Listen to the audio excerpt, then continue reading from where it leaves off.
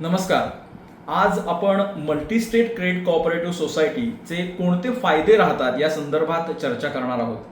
सर्वात महत्त्वाचं म्हणजे मुळात मल्टीस्टेटची जी तुलना होते ती म्हणजे क्रेडिट कोऑपरेटिव्ह सोसायटीची जिल्हा कार्यक्षेत्र, तालुका कार्यक्षेत्र यांच्याशी होते किंवा NBFCशी होते. तर या तुलनेत फायदे कुठले आहेत हे आपण बघितलं पाहिजे.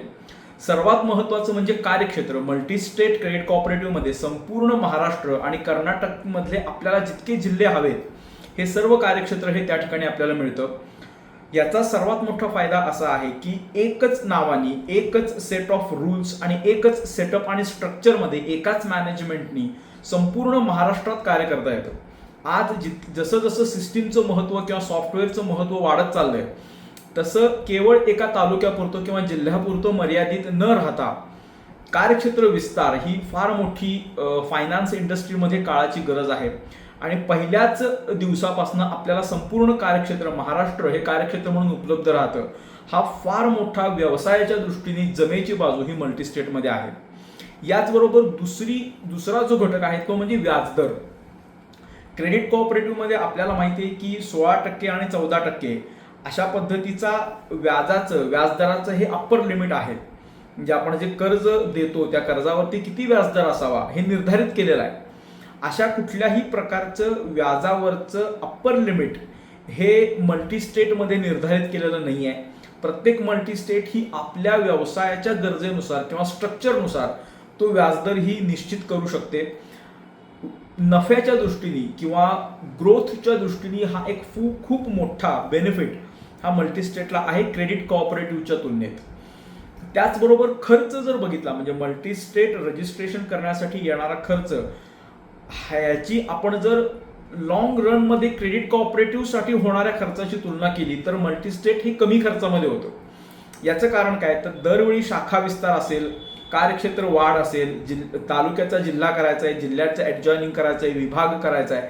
सो या पद्धतीच्या गोष्टींमध्ये जो वारंवार खर्च होतो तो खर्च आपण एकदाच मल्टीस्टेटमध्ये संपूर्ण महाराष्ट्र हे कार्यक्षेत्र घेऊन आणि ऑनलाईन पद्धतीने त्या ठिकाणी सिस्टीम डेव्हलप करून फील्ड ऑफिसर्स नेमून पूर्ण महाराष्ट्र या ठिकाणी आपण काम करू शकतो. तो याचा जे तुलना आहे ती पुणे, ठाणे, मुंबई, नाशिक, नागपूर या जिल्ह्यांशी तुलना करता तर 100% मल्टीस्टेट फायद्याची आहे. मात्र याच्या व्यतिरिक्त उर्वरित महाराष्ट्र जो आहे त्या ठिकाणी देखील जरी आपण बारकाव्याने त्याचा अभ्यास केला तर मल्टीस्टेटची नोंदणी ही पतसंस्थेच्या नोंदणीपेक्षा खर्चाच्या दृष्टीने फायद्याची ठरते. जेव्हा आपण समक्ष भेटू किंवा फोनवरती याच्यावर अधिक सखोल चर्चा होईल तेव्हा मी यातले बारकावे तुम्हाला सांगू शकतो. याचबरोबर अत्यंत महत्त्वाचा जो फायदा मल्टीस्टेटमध्ये आहे तो म्हणजे इन्कम टॅक्स एक्झम्पशन हे मल्टीस्टेटला अवेलेबल आहे सेक्शन 80P नुसार. हे अशा पद्धतीचं म्हणजे व्याजदराचा कुठलाही निकष नाही. संपूर्ण महाराष्ट्र हे कार्यक्षेत्र इन्कम टॅक्स एक्झम्पशन आणि NBFC प्रमाणे मल्टीस्टेटमध्ये जर SOP डेव्हलप केली, सिस्टमॅटिक ऑपरेटिंग प्रोसिजर, तर त्याप्रमाणे काम देखील करता येतं.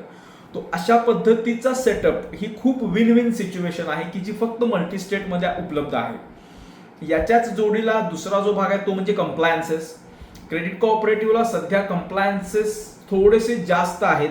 जे पूर्वी ज्या नवीन नोटिफिकेशन्स आले त्याच्या मार्फत जे कंप्लायन्सेस वाढले त्या तुलनेत मल्टीस्टेटला काहीच कंप्लायन्स नाही आहे. आणि जे कंप्लायन्सेस आहेत ते पूर्णपणे ऑनलाईन पद्धतीने आहेत. म्हणजे फिजिकल ॲपिअरन्स, फिजिकल प्रेझेन्स या कुठल्याही प्रकारची अथॉरिटी तुम्हाला बोलवत नाही. जे काही सबमिशन्स करायचे ती सर्व ऑनलाईन आहेत. त्यामुळे ह्युमन इंटरफेरन्समुळे जो त्रास होतो तो या ठिकाणी 100% होत नाही, कारण की प्रक्रिया ही पूर्णपणे ऑनलाईन आणि ट्रान्सपरंट आहे कंप्लायन्सच्या बाबतीत. त्याचबरोबर अजून एक महत्त्वाचा विषय जो पतसंस्थेशी तुलना करता कधीच पतसंस्थेत शक्य नाही ते म्हणजे कन्व्हर्जन. म्हणजे मल्टीस्टेटचं कन्व्हर्जन हे स्मॉल फायनान्स बँकमध्ये होतं आणि स्मॉल फायनान्स बँकची असलेली ताकद ही ठेवी आणि लोन दोन्हीही घेता येतं की पूर्ण भारतभर आणि त्याची मालकी ही प्रायव्हेट असते. असं कुठलंही दुसरं लायसन्स भारतामध्ये उपलब्ध नाही आहे.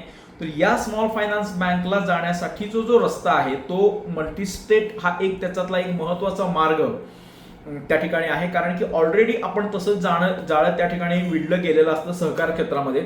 फक्त ते RBIच्या अंतर्गत आणायचंय आणि स्मॉल फायनान्स बँकचं लायसन्स घ्यायचंय. तर असे अनेक फायदे हे मल्टीस्टेटमध्ये आहेत. मल्टीस्टेटचं रजिस्ट्रेशन हे चालू आहे. मध्ये 7-8 वर्ष ते बंद होतं. अशा पद्धतीच्या म्हणजे जर मल्टीस्टेटची संख्या वाढली किंवा थोडासा जो केंद्राचा काही निर्णय असेल त्या दृष्टीने एनओसी थांबवली जाते किंवा रजिस्ट्रेशन देखील थांबवलं जाऊ शकतं. आत्ता ते सुरू आहे, त्यामुळं फार विचारांमध्ये वेळ न घालवता सर्व बाजूनी जर विचार केला तर मल्टीस्टेट हे उत्तम पर्याय आहे फायनान्स बिझनेससाठी.